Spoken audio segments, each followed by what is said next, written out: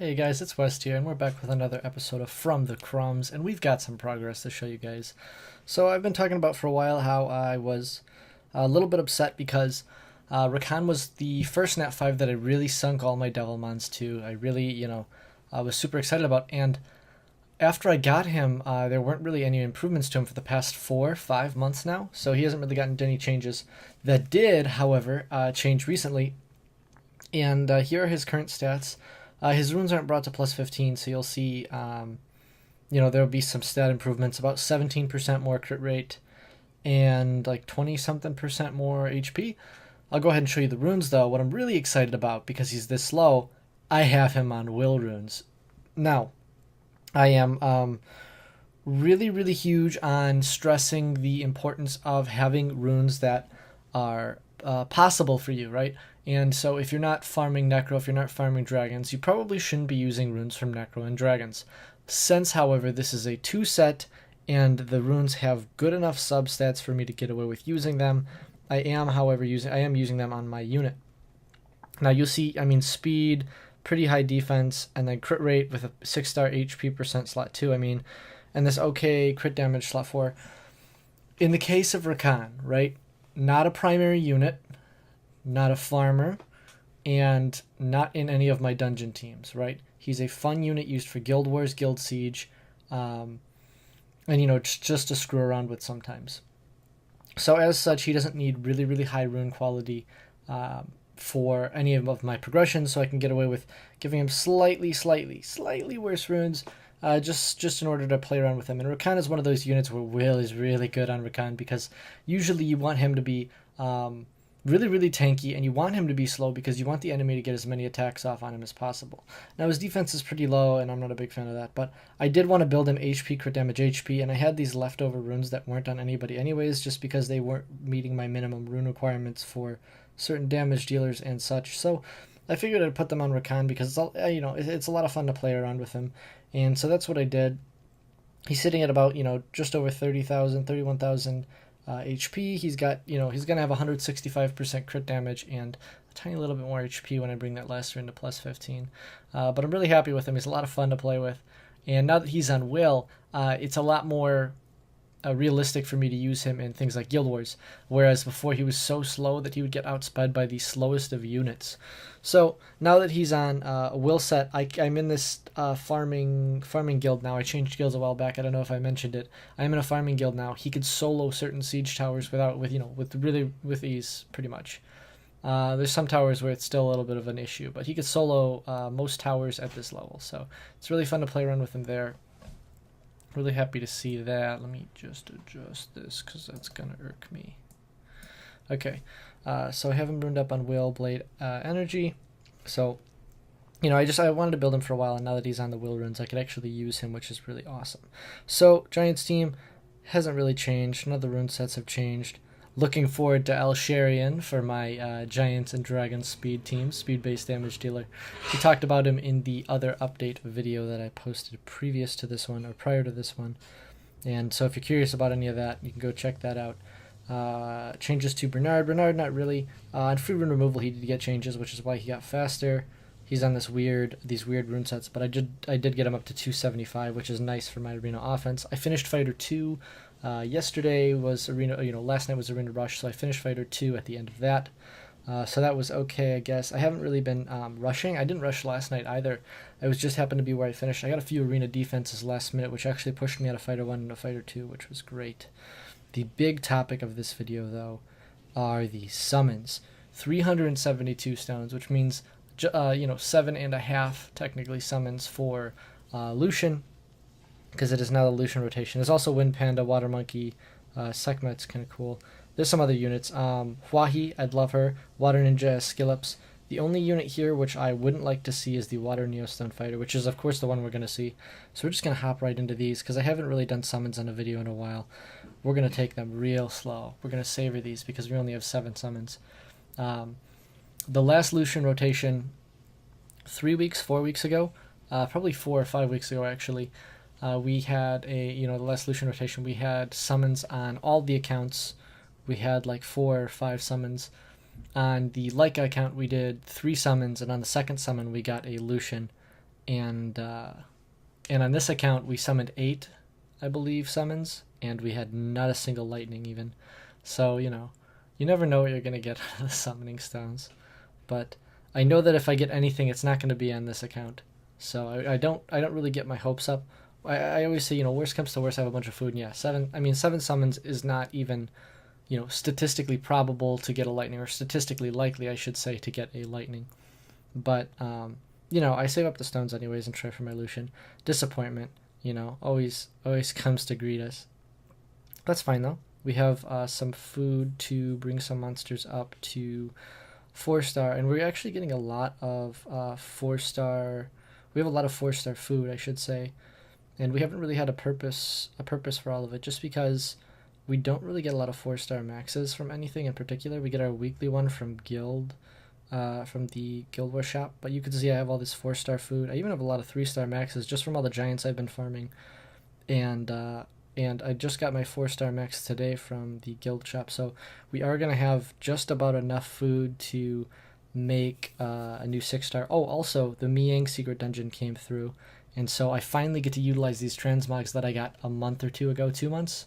Whenever the Skydancer transmog pack was re-released for purchase, I purchased the Skydancer pack because, typically you'll see them because they're natural 4-stars. They're not super rare, but you don't always get them. And we finally get the Mihyang from the Hall of Heroes. I did farm to stage 6, so I did get 3 of them. So I think that's pretty cool. I do plan on using her in raid. I have mentioned this previously. There are some units that I have that I'm building up. I got a Lisa a little while back, and I'm really excited to use her for raids as well. I got a few other units that I plan on building up so that my R5 team could be really, sustainable. Of course, I'm not just going to hop right into R5. I'm going to try to hop into R3, R4, and work my way up through there. But I am keeping my eye out for units that are relevant for it. So I have been looking at very specific runes, certain types of runes I wouldn't typically look for. A unit that I'm really excited to build that I've talked about so much and never really given any love to is Hua. I am going to be putting her on an HP crit damage attack build. Try to hit around 25,000 HP and about 1,200 defense, while still giving her a plus 1,000 attack and 155% crit damage is what I'm going to aim for.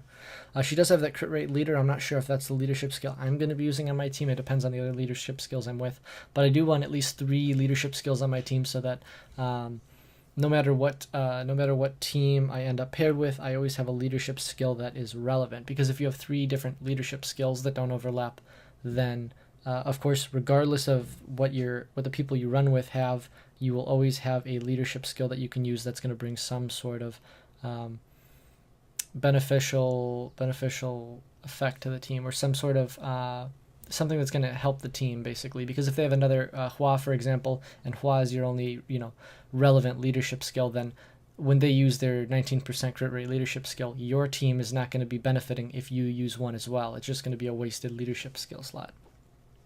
And that can make a difference between a fail and a success when it comes to raid. It's something that small, stat wise, can make a pretty huge impact.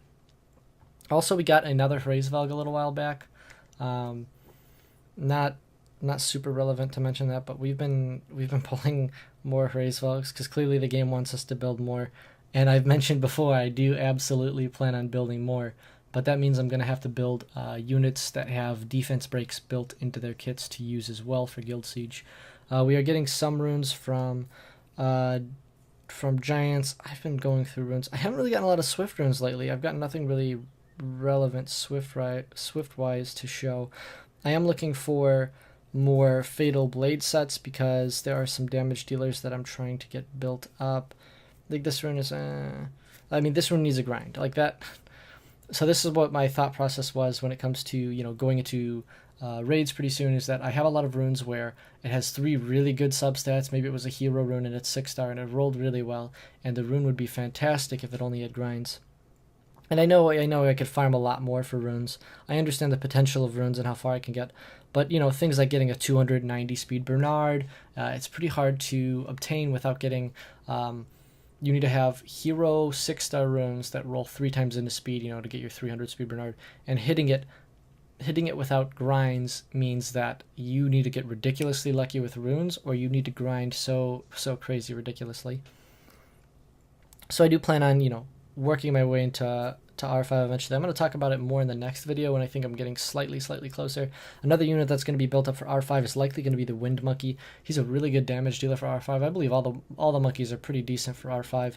He's got the defense break on the second skill, which is nice. He's got the revenge when your team gets hit, which is nice.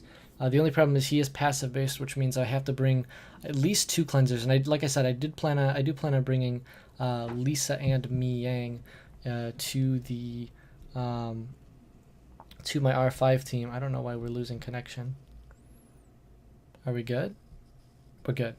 Yeah, I do plan on bringing Lisa and Mihyang to my team, and they're both cleansers, so we'll see how that works out later. There's a lot of testing I still have to do. I'm really new to raids. I understand all the, you know, all the core mechanics of raids and raid teams and the keys to being successful in them, but like I said, I have no experience in actually doing them or grinding in raids, so there's still a lot I have to experiment with to see what I like best personally. But that about covers it for my account, other than not getting a Lushen, which, you know, it wouldn't really impact what I'm going to do. I'm going to continue farming Giants. My Giants team is the same, if you guys want to know. Same old. 53-second fastest time.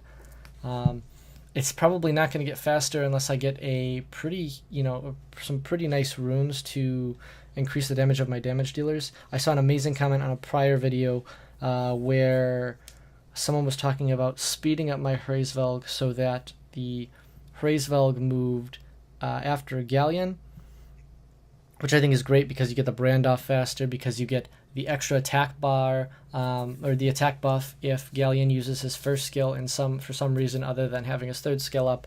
Then it's the extra attack buff for the team. But of course, being able to do that without stripping down these units, just because, you know, it's hard. It's hard to give that much speed to a Fatal Blade unit without severely impacting his damage. So I am looking out for runes to replace on Hraesvelg as well. But again, that's another case of having grinds would be nice just for that 4 or 5 speed. You know, like this rune, if I was able to enchant speed on it or something like that, you know, could drastically impact the time of my runs and perhaps make my runs a little bit more efficient. But I'm going to stay grinding in Giants, trying to get better runes, trying to get a faster Bernard, and trying to rune up more of my units so that I can progress further in the game. Now, if you guys have any questions or comments, or maybe you guys want to share your success or failure when it comes to summoning your summoning stones and getting yourself a Lushen as well, go ahead and tell me all about that with your salt-inducing comments in the comment section below. Thank you guys so much for watching, and I'll see you guys in the next video. Hey guys, it's West again. If you enjoyed the video, please like and subscribe for more.